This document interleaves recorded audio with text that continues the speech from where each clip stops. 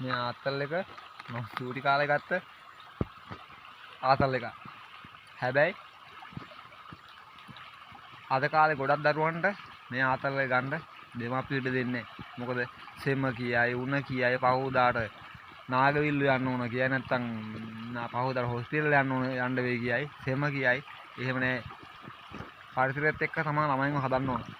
පොඩි කාලේ ඉඳන්ම චූටි දවස් ඉඳන්ම ළමයින්ව හදන්න ඕනේ පරිසරයත් එක්ක.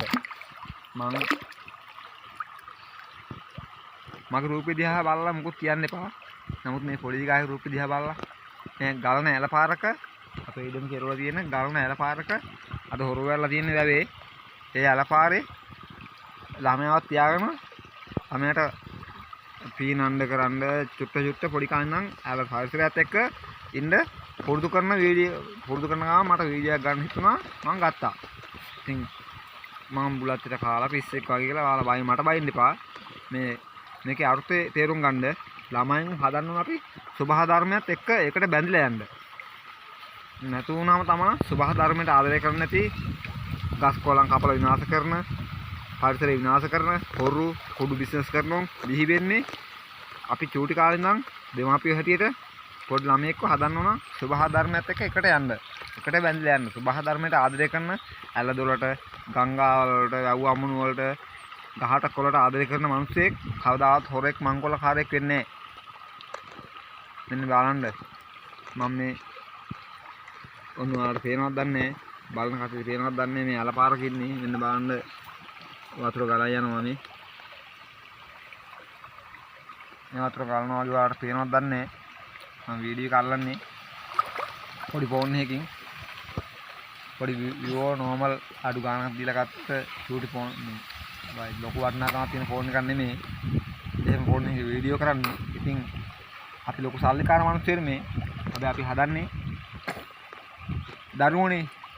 කවදා හරි මම මේ ඇල්ල දිගටම ගලයි. සදාටම ගලනවා. මොකද මගේ තාත්තගේ කාලේ තාත්තා මම මේ ඉදම කැලේ කාලේ කපාගෙන ඉවිත් තියෙන්නේ.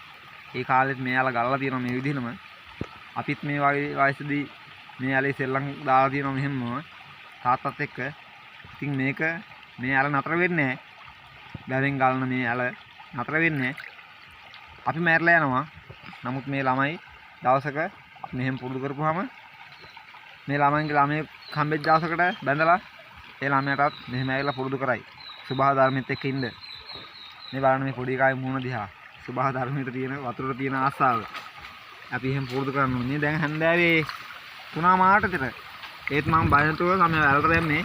ළමයි පුරුදු වෙන්න වතුරට ගහට කොළට හතා සීපාවට ආදරය කරන්න පුරුදු වෙන්න ඕන. ඇඟ හුරු වෙන්න ඕන වතුරට.